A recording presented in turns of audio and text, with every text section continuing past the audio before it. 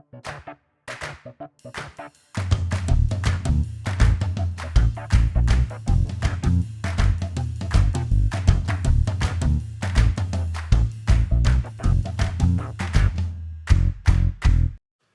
look at us, here for a Thursday edition of Collection Connection. All ready to play that game. It's just an excuse to talk about records. We make connections between albums in the collections of my brother, who's on the Plastic Soundwave Cult channel, Eric, and myself, him every Monday, me every Thursday, and we each present an album that in some way relates to the album previously presented in the other's video. And we're trying to get you guys to guess, and to that end, congratulations to None Such Ned 94, who got the connection on Eric's album between Simple Minds, Real Life, and the Crow soundtrack. Both had a song called Ghost Rider. I listened to the Crow soundtrack, believe it or not. I've never seen the movie. I'm aware of the lore surrounding it, and with Brandon Lee and such, and sort of vaguely aware of how the movie goes, but I've never seen it, and I never connected with the soundtrack, even though there's movies that I've never seen that I have the soundtrack of, simply because the artists that are on there. And this one, maybe had I been aware of it and not sort of in the depths of my musical doldrums in '94 or so when this came out, I may have picked it up. It's got a lot of songs by bands that I have music by, such as The Cure and Violent Femmes and Jesus and Mary Chain, and some others. But it's also got a lot of bands I'm less interested in, like Stone Temple Pilots and Pantera and Helmet. So listening to it, a bit of a mixed bag. I liked the Cure song. I don't know if it was written specifically for the film, but it only really appears on the soundtrack, unlike, say, the Stone Temple Pilots song, which I wouldn't have known from title, but listening to it, I'm like, oh, okay, I guess that one. What's it called? Big Empty? That title doesn't really mean anything to me, but I certainly know the song.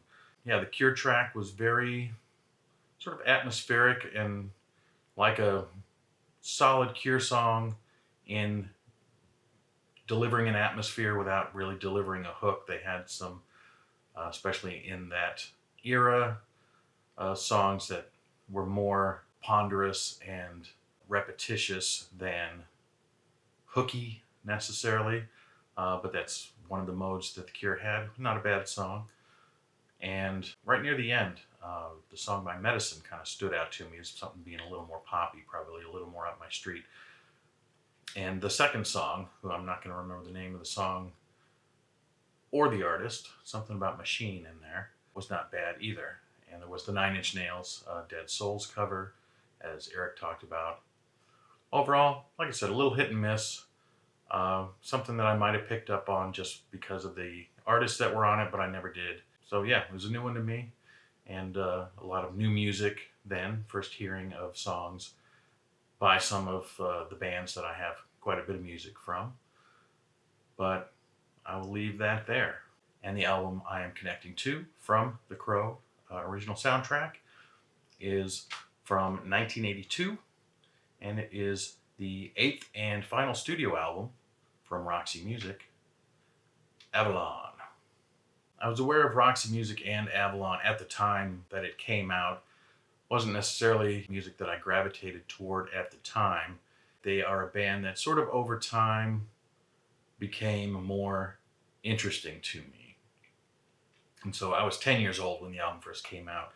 Not really music for 10-year-olds, but Roxy Music as a band is so sort of interesting to follow from their early couple of albums with Brian Eno as a band member, very art rock, avant-garde, silly costumes, sort of very theatrical, and not really that far from what Peter Gabriel was doing with Genesis, to this evolution that really started once Brian Eno left the band, of this persona of Brian Ferry, and the band was sort of very much his vehicle at that point. Like, he went quickly from the outrageous costumes into a tux, and kind of stuck with that tux suit, very kind of dapper look, for basically the rest of the time of Roxy Music and into his solo career. And the latter half or 2/3 of their discography almost seems like a refining of their sound into the final polished gem of Avalon. So I think it can be a little divisive. I think the people who were big proponents of those first couple of albums, Roxy Music and For Your Pleasure, and that sort of glam, again, Bowie kind of Genesis theatricality thing that they were purveying at that time, maybe found this a little cold. And the more I find out about Roxy Music, the more interested I am in them, sort of as a cultural icon, and maybe less so about the music, because I have For Your Pleasure, and while I wouldn't say it's bad, it's nothing that speaks to me deeply. It's more interesting than it is to me enjoyable. I don't rock out to it, I don't love it, but Avalon, I love. Brian Ferry's vocals went from very, again, theatrical, presenting a character almost in those early albums, to developing that sort of signature croon that he had, that very quavering voice that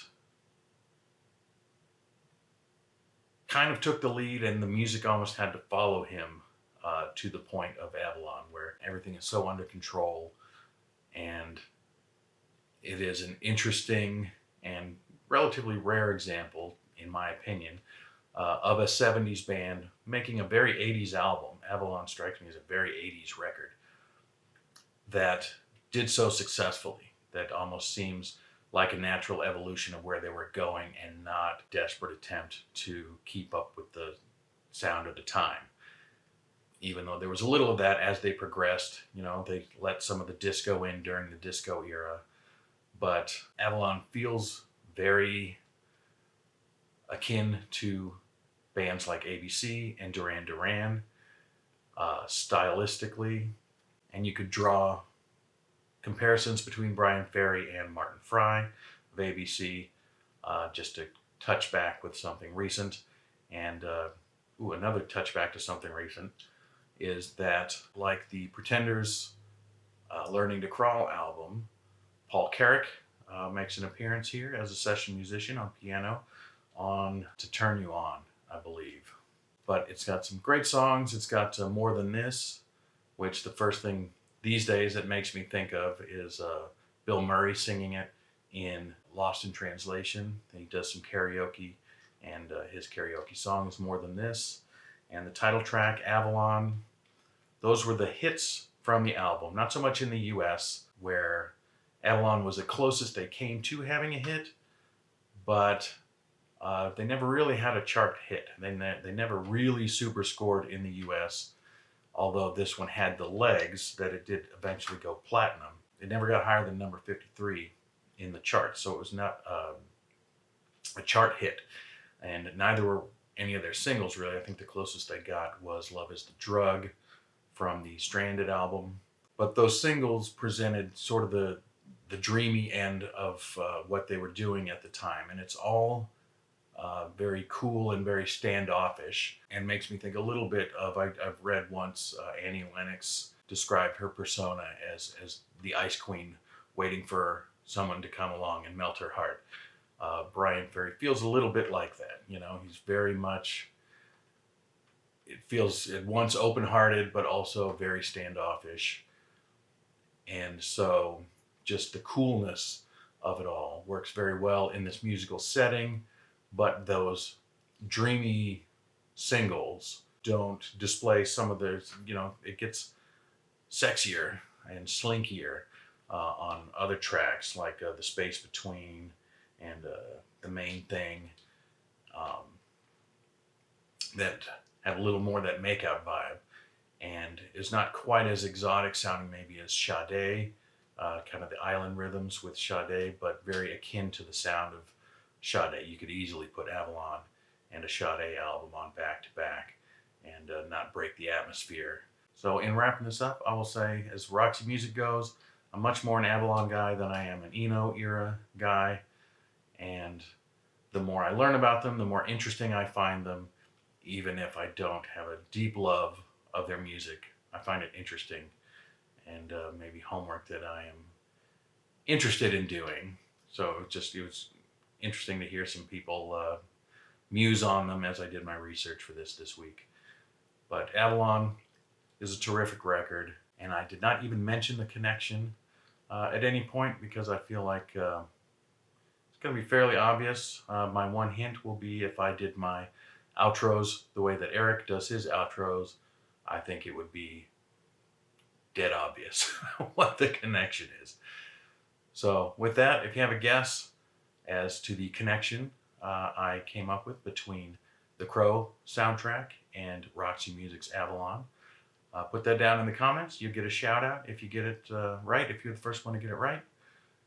And yeah, I look forward to hearing from you, and look forward to Eric's connection, which he will make on Monday on the Plastic Sound Wave Cult channel. So with that, I thank you for watching.